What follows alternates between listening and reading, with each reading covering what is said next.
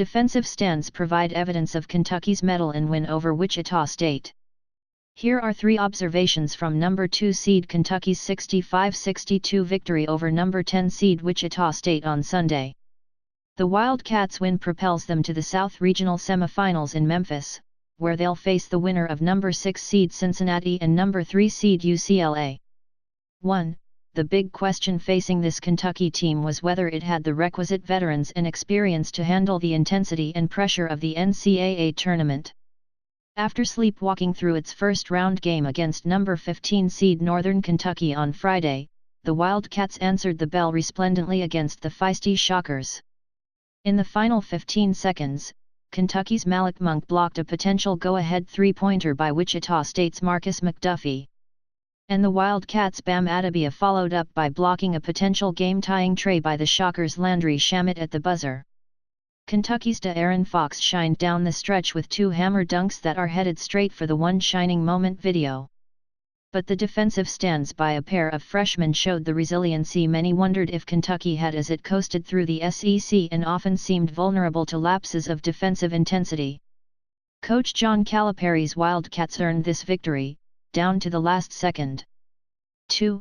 After Wichita State outlasted number 7 seed Dayton in the first round here, Shockers coach Greg Marshall departed the podium with some words of sympathy for Flyers coach Archie Miller.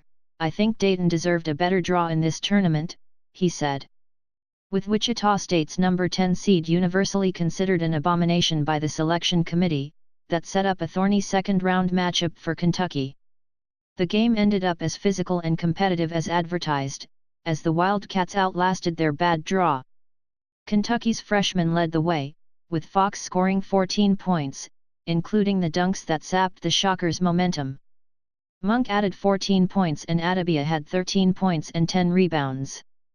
This game left little doubt of what was already plenty clear: Kentucky's influx of freshmen will lead the way if it makes a deep run. 3. The game grinned early on to favor the Shockers. Kentucky led 26-24 at halftime, but few could argue the Wildcats wanted to play a low-scoring game. The Wildcats averaged more than 77 points per game in coasting to the SEC tournament title, and as they demonstrated all season with Fox's speed and Monk's shooting, they're more comfortable outscoring teams than outgrinding them.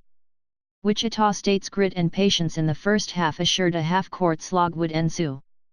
And Kentucky showed early signs of vulnerability, as Calipari surely didn't want reserve big man Wenyan Gabriel shooting as much as he did.